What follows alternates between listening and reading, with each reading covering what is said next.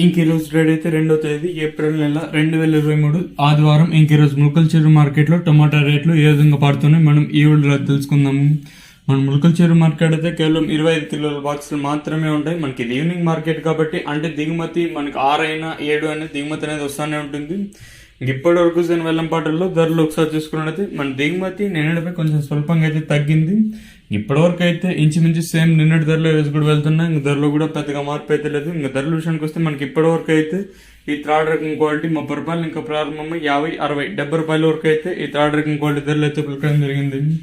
ఇక్కడ ములకలచెరువు మార్కెట్లో ఈ సెకండ్ రకం క్వాలిటీ విషయానికి వస్తే కొంచెం క్వాలిటీ ఉండే కాయలు 60 రూపాయలు ఇంకా ప్రారంభమై 70, 80, 90, 100, 140 రూపాయల వరకు అయితే ఈ సెకండ్ రకం క్వాలిటీ ధరలు అయితే వెళ్ళాయి. 80 రూపాయలు ఇంకా ప్రారంభమై 140 రూపాయల వరకు అయితే ఈ సెకండ్ రకం క్వాలిటీ ధరలు అయితే వెళ్ళాయి.